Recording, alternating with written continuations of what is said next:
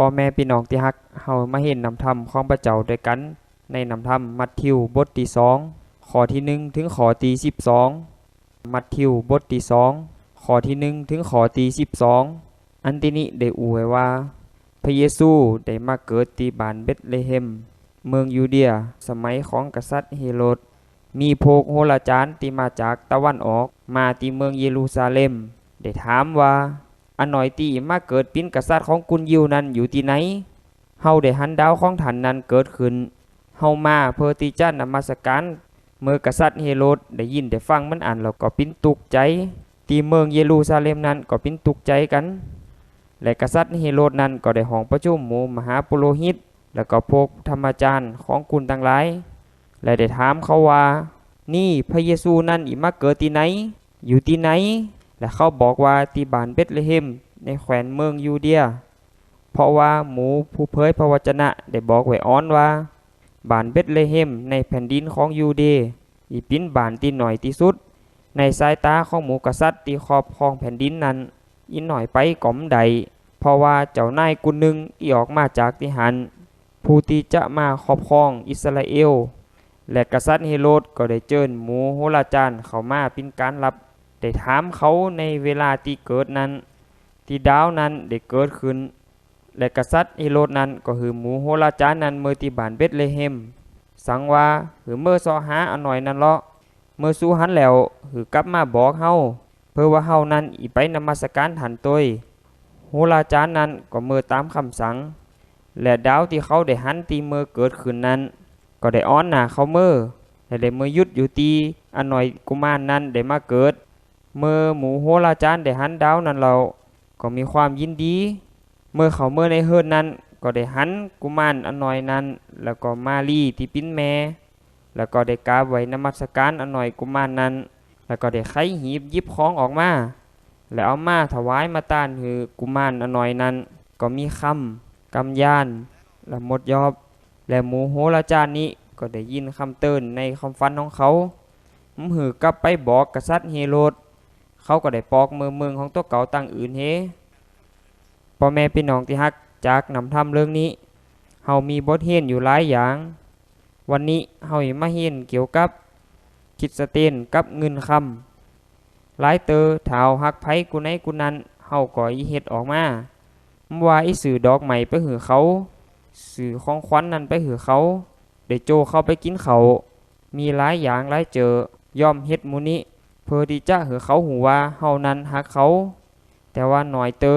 เฮาได้แสดงออกได้เฮ็ดออกมาที่บอกว่าเฮานั้นฮักพระเจ้าวันนี้พระเจ้าก็ต้องการที่เฮาแสดงออกมาที่เฮาบอกว่าเฮาฮักพระเจ้านั้นต่อไปเฮาให้มาเฮียนหูหมู่พวกโหราจารย์หมู่นี้เขาฮักพระเยซูเขาฮักพระเจ้าเขาได้แสดงเฮ็ดออกมาเหมือนซื่ออันแรกเฮาได้หันก็คือว่าหมู่โหราจารย์นั้นได้ต้านได้ถวายกำกึดความหูนำหูที่เขาได้เฮียนหูมานั้นคือกับพระเจ้าพ่อแม่พี่น้องที่ฮักหมู่โหราจารย์นี้ถ้าอูเมิมเดียวนั้นถ้าอูตั้งโหราศาสตร์นั้นก็เป็นอาจารย์ศาสตราจารย์จบตั้งโหราศาสตร์ดาราศาสตร์มันต้องดาวจังหมู่นั้นเพราะฉะนั้นเมื่อดาวอันนี้ได้เกิดขึ้นนั้นเขาก็หูเลยว่าต้องมีกษัตริย์องค์หนึ่งเกิดขึ้นอย่างแน่นอนเพราะฉะนั้นเขาก็ได้ผ่านตั้งนำหูที่เขาได้มีอยู่นั้นเขาก็ได้ไปเฮียนหูไปเสาะหาเพื่อว่าที่จะเจอและไว้วางใจในพระเยซูสุดท้ายเขาก็ผ่านตั้งนำหูของเขากำกึดอันที่เขามีอยู่นั้นเขาก็ได้พบได้หันพระเยซูและเขาก็ได้เจอ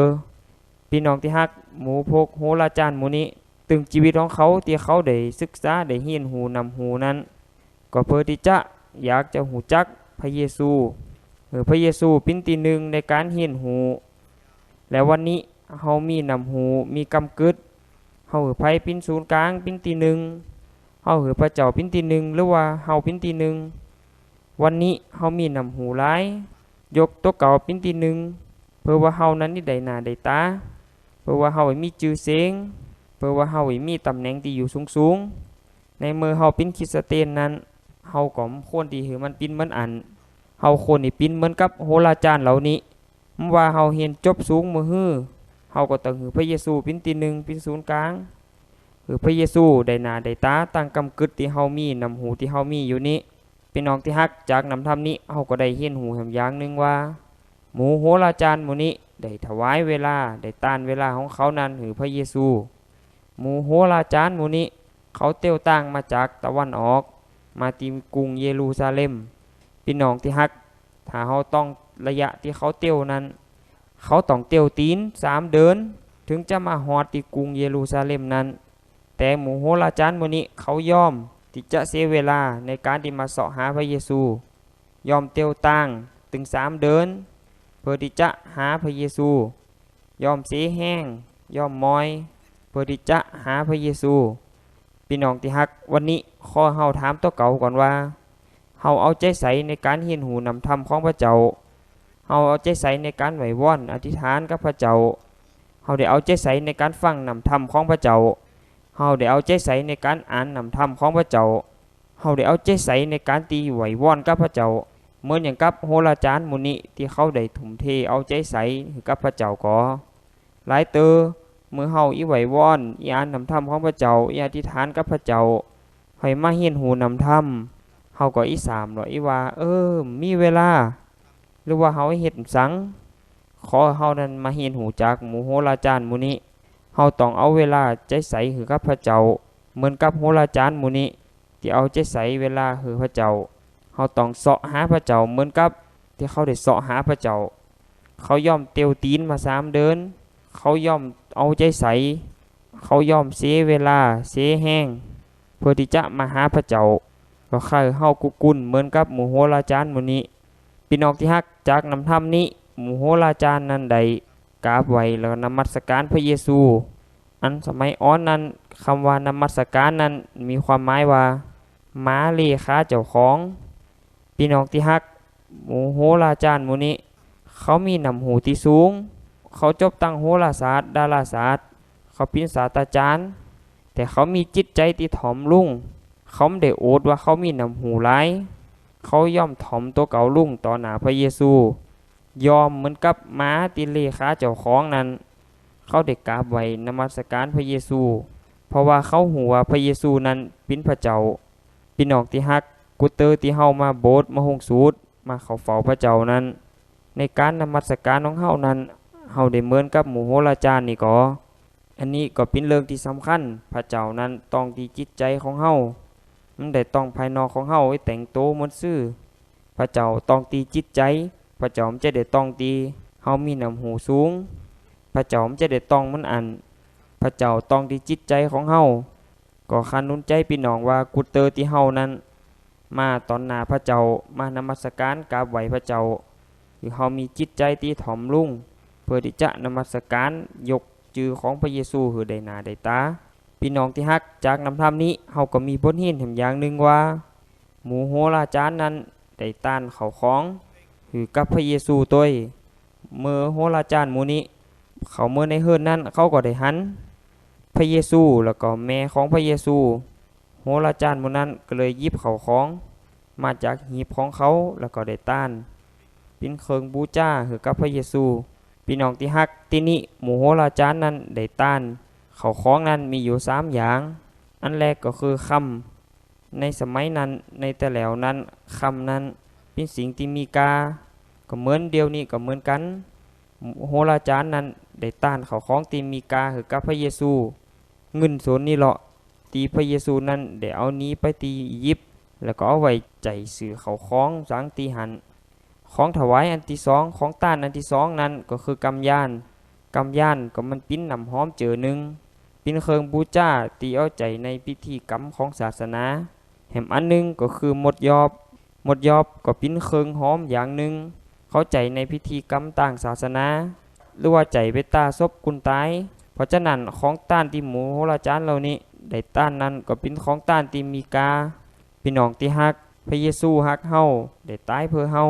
วันนี้เอาบอกว่าเฮาฮักพระเยซูเฮาได้ต้านสังหือพระเยซูพองเฮาได้ต้านกำกึดเงินคำหือกับพระเยซูก่อหรือว่าเฮาฮักพระเยซูกับปากแล้วได้เฮ็ดสังหือกับพระเยซูแก่แล้วก็คันนุนใจพ่อแม่พี่น้องกุกุลว่า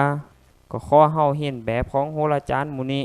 เฮาจะบอกว่าฮักพระเยซูอย่างเดียวเฮาต้องเฮ็ดออกมา เอาข้าวของของเฮาที่เฮามีอยู่นั้นว่าเป็นเงินค้ำกำกึดนำหูขอให้เฮาเอามาใจเพื่อพระเจ้าถ้าเฮาเฮ็ดมันอีเฮาก็เป็นโหราจารย์ในสมัยเดียวนี้สิ่งที่เฮามีนั้นเอามาใจเพื่อพระเจ้าถ้าเฮาได้ใจมันอีพระเจ้าก็จะเพิ่มหือและได้อวยพรให้กับเฮาพ่อแม่พี่น้องที่ฮักจากนำธรรมนี้เฮาก็ได้หันการงานของผีมารซาตานในเมื่อนั้นกษัตริย์เฮโรดได้ยินว่ามีกษัตริย์แห่งองค์หนึ่งองค์ใหม่ได้เกิดเขาได้ยินข่าวได้หูข่าวมันอีเขาก็สบายใจพ่อแม่พี่น้องที่ฮักปิ้นสังเขาถึงสบายใจเพราะเขาคิดว่าโอ้เฮานี่ปิ้นกษัตริย์อยู่หรอถ้ามีกษัตริย์แห่งองค์หนึ่งมาเกิด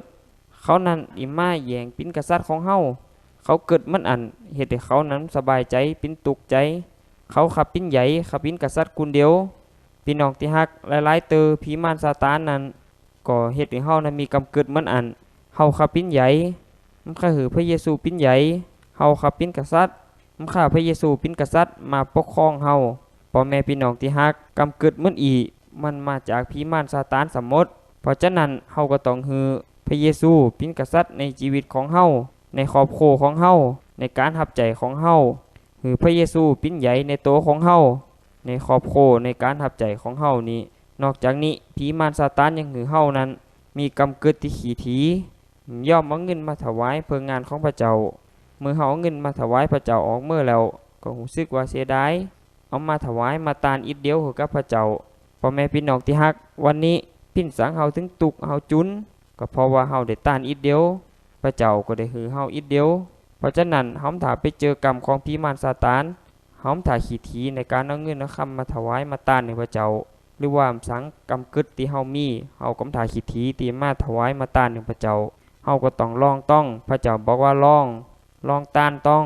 หรือเฮานั้นตานหลายๆเหมือนกับหมู่โหราจารย์นี้ได้ตานพระเจ้าก็เอาปอคือเฮาหลายเหมือนกันก็ขอพระเจ้าปันป้อนพี่น้องกุกุล